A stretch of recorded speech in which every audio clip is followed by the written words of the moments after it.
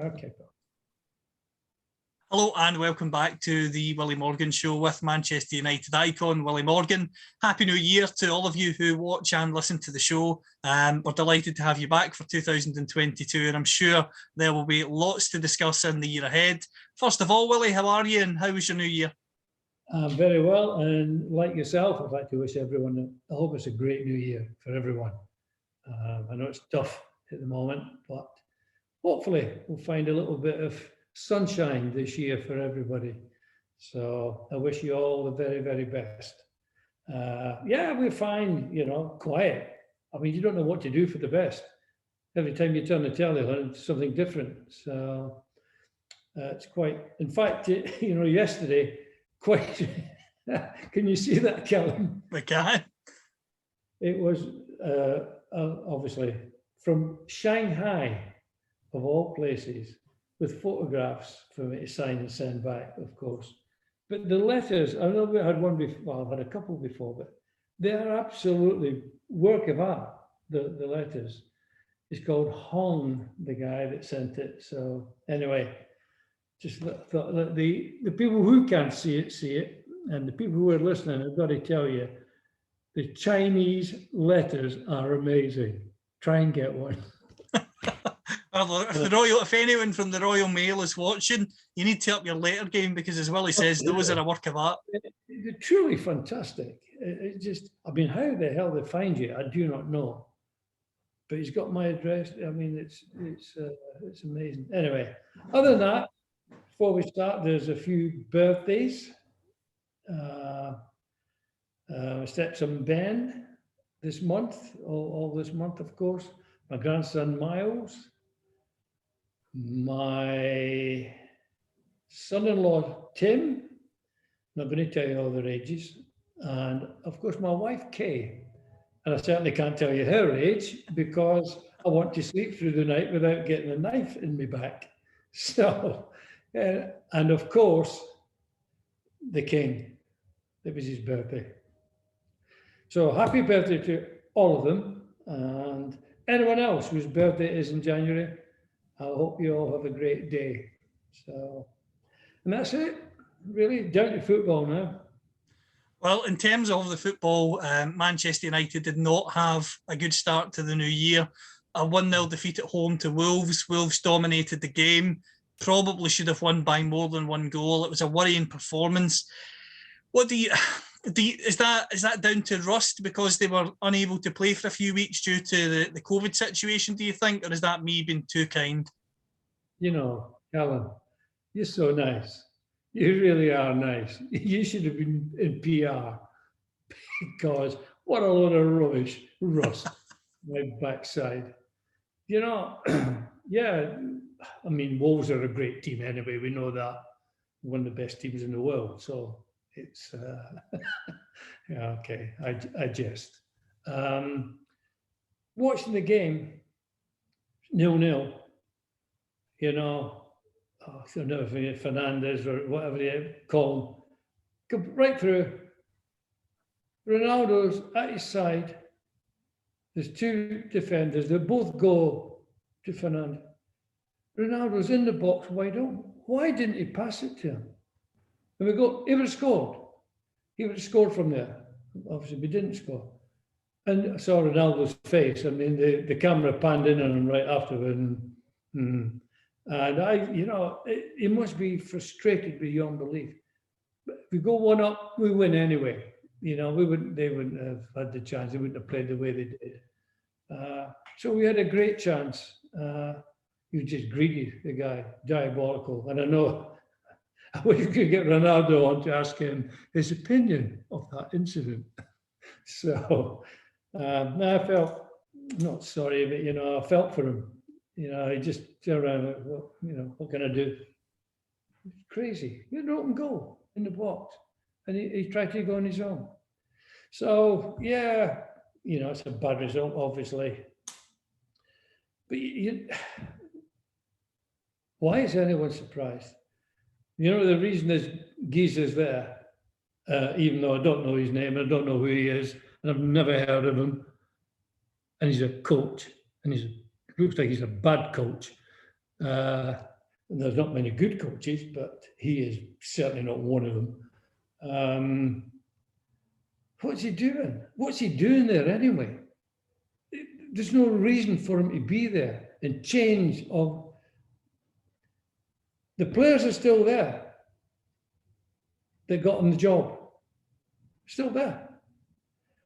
They got everybody, you know, how many they got to sack before they say, oh, wait a minute, maybe it's not the manager. Get rid of them.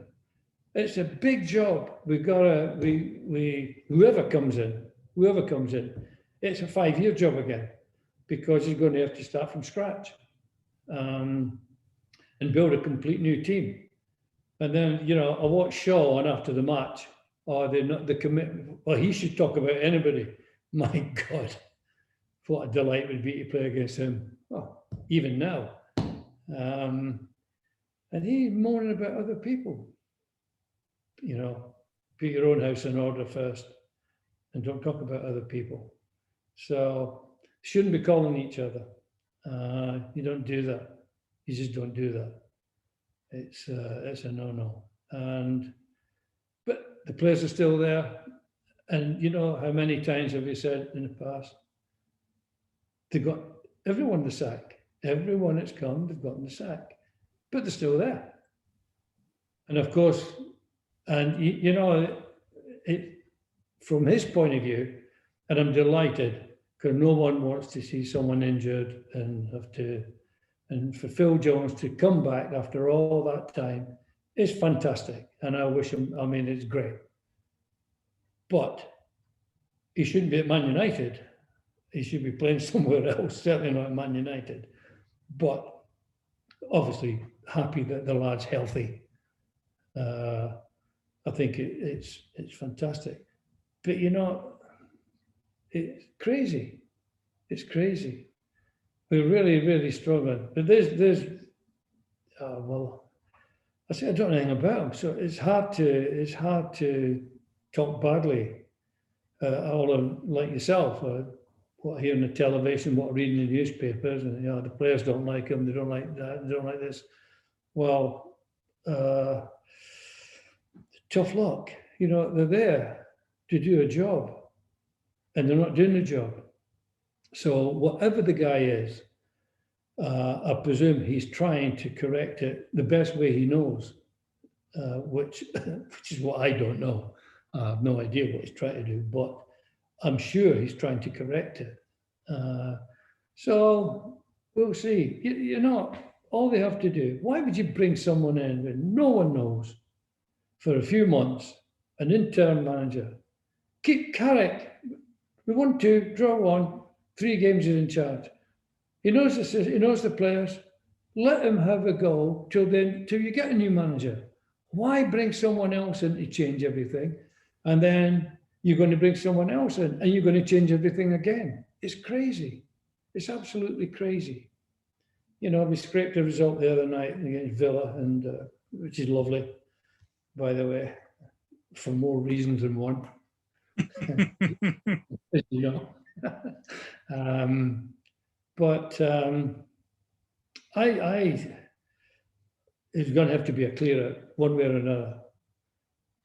But I did. I mean, I don't normally feel sorry for Ronaldo, but I did. I mean, why the guy didn't pass him the ball? Just, you know, from a supporter's point of view, it's heartbreaking. You know, he's in the box, open goal, and he would have scored because that's what he does. And I just saw him shake his head, and I felt for him. So you know, things change, you know, in games, obviously. And if, I said before that, if we'd have scored then, we would have won the game. Oh, it was rubbish. I mean, you know, nothing. We would have won the game in spite of what we are and what we've got. But he's going to have to get rid. I feel sorry for Rashford as well. You know, he's struggling at the moment. But, you know, the sooner he gets on about playing football and forget, you know, what's going on in the world, play football, lad. He's a good player, but he needs to get back to playing football. and stop whatever. He really does, because I think he's a good player. But I don't know what we're going to do. You've got no one. You know, it's okay having Ronaldo there scoring goals, but someone has to provide the ammunition. He's not going to get the ball from the goalie and beat 10 people and score a goal. They have to create chances for him, and he'll score. I mean, I wish I was playing there at the moment with him. He'd have 100 goals a season. I tell you, you can't miss him in the box. He's great in the box. And we're not capitalising on what we have. You know, they're knocking it backwards, sideways again, and it must be frustrating for him up front. Well, we'll see what happens now. All we can do is hopefully get to the end of the season. If we can get into Europe, it'd be great. Going to be difficult, but if we do that, it'd be great. And then see who they bring in. That's all we can do. Have you any ideas who will come in? I think it will be fascinating in terms of players in the summer. They are interested in a holding midfielder from German football, Dennis Zakaria, who's a holding midfielder who is a lot younger than Matic, so can move a lot faster than Matic. So that looks as if it could be one that's a start. No. I told you that tree in my garden is quicker than Matic. Doesn't matter how old it is. And that's about 1,000 years old, that tree. So don't start telling me about it because he's younger. He's a nonsense. Anyway, go on. Sorry, I didn't mean to interrupt you, man. So he's one that could potentially come in. I believe they are looking for another right back. Obviously, Wan-Bissaka, I think there are still doubts over him. He looks petrified whenever he gets the ball. And you would think they will need another striker because although Ronaldo might stay next year, it looks as if Cavani will leave when his contract's up. So they'll need a striker as well. But the one thing I have to ask you, Willie, is a man who loves his golf, is the players have been asked to train in the afternoons sometimes at the moment from the new manager, Ralph Rangnick. They've said to the press that it's been leaked out that the players are not happy about being asked to train in the afternoons. As a former esteemed player who, as I say, loves golf, how would you have felt if you were asked to give up your afternoon? Well, we didn't have a problem with that because when we finished training, we met Matt at the golf course and played golf with Samar. Oh, there was no problem about staying back. We didn't have to. Oh, you know, I saw a thing, because of COVID and the training grounds being closed, not being able to give my tactics. And what are you talking about? You can either play or you can't play. You have to show them tactics. It's pathetic. I mean, I think the guy's pathetic. Don't get me wrong. That's it. I know nothing about him, but I think he's pathetic. What I'm watching, what I'm listening to. And I've seen him on the telly. Not for me. But training, are they training? It's not training. It's coaching. He's telling them how to play. Well, why would you have someone there if you have to tell them how to play? Callum, I rest my case, Your Honour. I have to come on that point, and again, I know you're going to be absolutely angry with this, and I was when I read it as well. Craig Burley was talking about it over in the States on television over there. Some United players, Willie, and I'll be honest, I struggle to comprehend this, said they don't know what to do when they're in possession of the ball, and they believe that they need more direction from the coach. Can you possibly sum up how that's a thing? Because to me, if you're a professional footballer, surely you should know what to do with football anytime you've got it in any position. Callum, you know what I think, right? They can't play anyway. They're looking for somebody to tell them how to play. They shouldn't be there in the first place. And unfortunately, it's because of the game, the way the game's gone, because of coaches. They've created players that have to be told what to do. I've not seen one yet when he got the ball in midfield, turn to the bench and say, "What shall I do next, Mr. Manager or Mr. Coach?" No doubt it'll happen. No doubt it has happened. We just haven't seen it. It's pathetic. That's why I bring back managers. a manager employs the end product. That's all he does, unless you go out and play. I mean, Matt would be turning in his grave listening to all this absolute garbage. Don't know what to do. Why are you there? You know, that's the sad thing about the game. And keep possession, keep possession, keep possession. Go backwards, sideways. Don't lose them. It's crazy. It's crazy. And I mean, anyone playing up front, it's a nightmare for them. You know, if you are a centre forward, proper centre forward, like Ronaldo, he's a goal scorer. Cavani, goal scorer. You have to have people create chances for you. And then it's up to you to finish them off. That's what strikers did. That's what they did in my day. But coaches have changed the game, the way the game's played. And to come back to you saying, you know, next year, Cavani going, if Rashford pulls his finger out, he's a centre forward, the lad. He'd be great up front with Ronaldo. They both got pace. You know, they both frightened defenders to death. All you need is a couple of wingers to provide ammunition for them. But supposedly we've got one. Again, and I've not seen the lad play yet, Sancho. But he's supposedly a right winger. And I would love to think that he does take people. I don't know. So it's hard to make a decision. But at least he is a right winger. Play him there. And let him go past people. Let him create. Find a left winger. We don't have one. Find one. And let's create chances. You know, it's all about attacking. It's about providing entertainment for the fans. Not just winning. Winning's great, but you still have to go there and come away and say, oh, did you, when he did that, you know, there's great moments during the game, or there used to be great moments during the game, but it wasn't a goal. You know, someone going past 4 or 5 players and, you know, doing so. It was just great moments. You don't see that anymore. It's just all backwards, sideways. And I don't know, you know, I don't know what the answer, well, I do know what the answer is. Sack every coach and appoint managers to every single club. I'd love to come back into the game now as a manager. Really.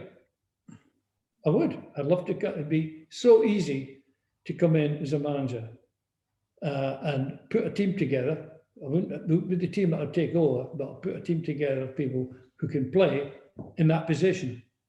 I don't want someone who said, I'm a wing back? What's a wing back? It's somebody that can't defend, can't attack. So he's a wing back. He's talking about Bissaka. He's never been good. Shaw's no good. Maguire's no good. This Varane, I don't know. Again, I'm not seeing enough of them, but and the other two are the average. It's not just Bissaka, you know, don't blame him. The whole back four are diabolical. I mean, I feel sorry for Diggy. I mean, he must go out there thinking, oh, what am I in for today? You should take a double-decker bus through a back four. And same with midfield. You got one lad who actually, I keep saying I like McTominay. Yeah, he put his foot in. No, he's not going to create. He's not Paddy Creme or a Bobby Charlton, but he put his foot in. He's a Nobby Styles, as we said before. I like him. He'd be in my team. Then I'll get 2 people who can do a different job. And just go out and do your job. Don't try to do his job or that. Just do your job. That's all you have to do. And they don't do that. They play them in all positions. And the state of not just this guy. It's been happening all the way along. You know, Ratchford playing the right wing. You've got Martial on the left. They're not wingers, so don't blame them. You know, I'm not a great lover of Martial, but you've been playing out of position so long. It's criminal to do that. But that's a coach. That's a coach. Fit a plan. So I'm back on that soapbox again about coaches, and you know, obviously there's nothing I can do about it. I just got to suffer like everyone else. but it is down. And then listen to this guy. Yeah, I need them back to show them my tactics and how I don't want the game played. Dear, oh dear, oh dear. Simple game played by simple people, made difficult by coaches, Callum. Well, I have to say, we've got plenty of questions coming in a whole range of subjects, so let's get to some of those just now. A good question from Chris saying that next month, Amazon Prime will release a film on Wayne Rooney's football career. Did you rate Wayne highly during his playing career at Manchester United? Yeah, Chris, yes, I did in the early days. Again, he's a striker. He was a super striker. And we attacked in those days, and we had people who created chances all day, and he was a brilliant finisher. I think Wayne Rooney's a great finisher. Sadly, when he went back and tried to be a midfield maestro, he ain't a midfield player. He doesn't create. He never created. And same with England.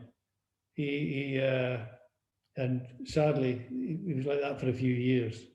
So, but in the early days when he was playing up front and playing up, yeah, he was superb. Great finisher. I think he had a great career.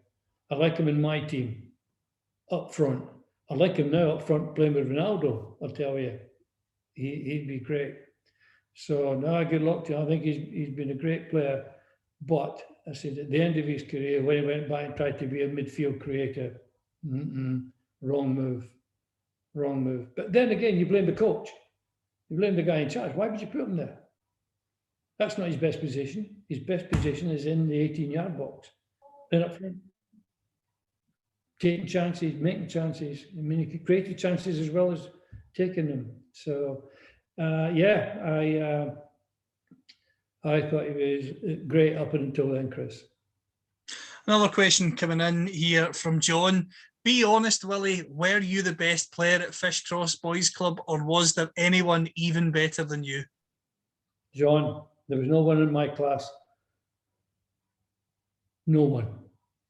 I was light years ahead of everybody. So that's your answer, pal. In saying that, can I just say, I was the best. I was a right winger, as you did. You played the position, but all the lads that played in their position. Jock Simpson, was our right back, brilliant right back. Frank Burrows, right half, great right. Everyone. Big Jack Bolton, centre forward, brilliant. So it's horses for courses. Everyone in that position. Certainly, there was no right winger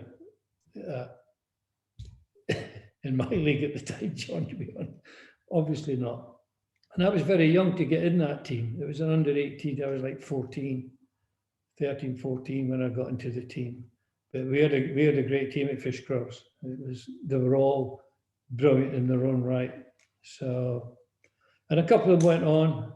I think Jock Simpson was the one that got away. He should have. He actually became a journalist, but for the Alba, I think it was Alba Advertiser. John's still around, still in Socky. I spoke to him not so long ago.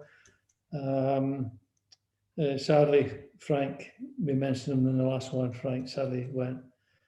But Frank went on, had a good career. John Bolton, I think he went to Wraith Rovers, Partick Thistle. Jack Bolton, Jim Fleming. A few of the lads did all right, So, but on the right wing, no, John, there was no one. I didn't have to worry about anyone. A question from Denise, which is an interesting one. When COVID starts to calm down, do you plan on returning to Scotland and Socky for a visit? Denise, yes, we do. We came up briefly just before COVID.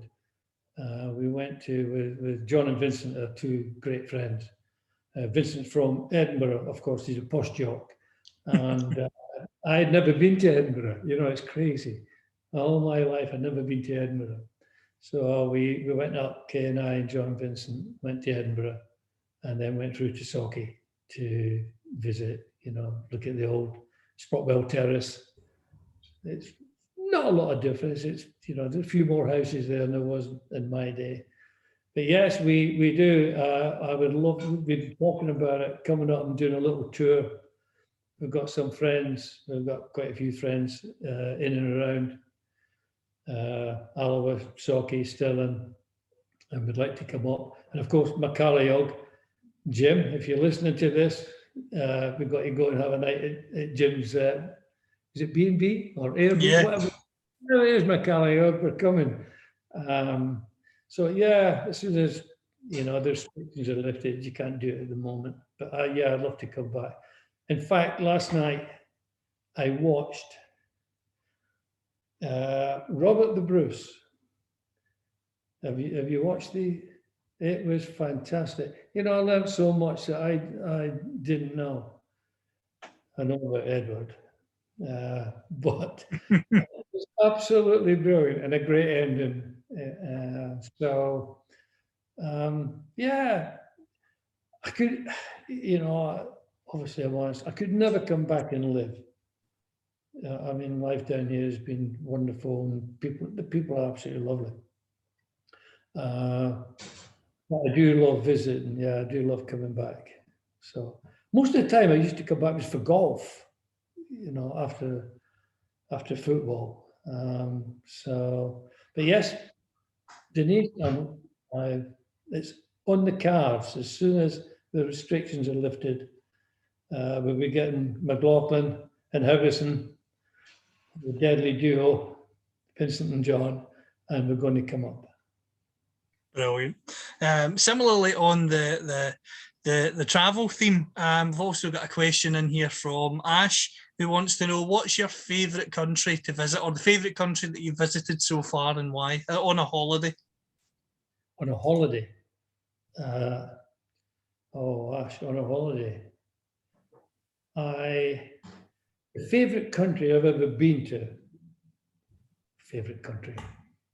was Rio de Janeiro. We went to Brazil. Obviously, we played in the Maracanã against Brazil. We were there with Scotland. But the Rio was beautiful. Which we'd never, we're not sightseers. That's the one thing I wish we had done more, the places we've been. But we did go up to the Statue of Christ and look down on Rio, and the view is amazing. It's absolutely amazing. On holiday, on holiday, I've had loads of wonder. It depends what I'm going for. If it was my golfing holidays, then going down to LA and playing golf with Johnny Mathis down at Riviera, and then we'd go down to down south. Trying to think where it is. Anyway, I'll come back to that. Or with family, just going. Not so long ago, I went out to see my brother before he died in Perth, in Australia. I'd never been to Perth, and it was beautiful. And we had a great. But you make the best of everything. I love Vegas. I love going to Vegas, and I don't gamble when I go. Even though, Ash, I gamble when I'm here, I don't gamble when I'm in Vegas. I love. I think Vegas would be. I think Vegas would be great. The last time I went, I went. My daughter Gaynor, husband Tim, my grandson Alex, and stepson Ben, and obviously wife Kay. We went to Vegas for the week, and it was absolutely fabulous. So probably Vegas. I sunbathed there as well, so through the day. In terms of another interesting question here from Paul, what do you have left on your bucket list? What have a bucket list? Never had a bucket list, but Paul, what have I left on my bucket list? I think I've been very, very lucky, very fortunate. I've done everything that I could wish for. Apart from winning the pools, and I don't do them, so there's not much chance of that. My bucket list. We've been trying for the last 3 years to go back to Vegas and go and go to LA and meet up with Johnny Mathis, who, as you know, is my best man. To see John again. We speak on the phone, and it'd be nice to meet up again. You know, we're both cracking on a little bit. So that's one of the things I'd like to do. And as I mentioned before to Denise, we're looking forward to doing a little tour of Scotland. I mean, I've never done a tour. That's either, coming home, and that's it, or going to a golf course, normally Turnberry or Gleneagles, we used to go to, Loch Lomond. But I've never done a like sort of have a night there, a day there. So I'm looking forward to doing something like that. But I wish I could tell you, maybe a 7th hole-in-one on my bucket list. One more would be nice to get to that number 7. At the moment, obviously, 77, number 7. I'm playing off 7. So one more hole-in-one, Paul, would be perfect out of all the 7s in a row. So, but other than that, I'm happy with everything the way it is.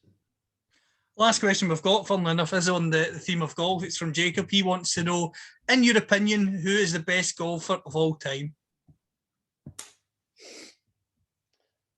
Best golfer of all time?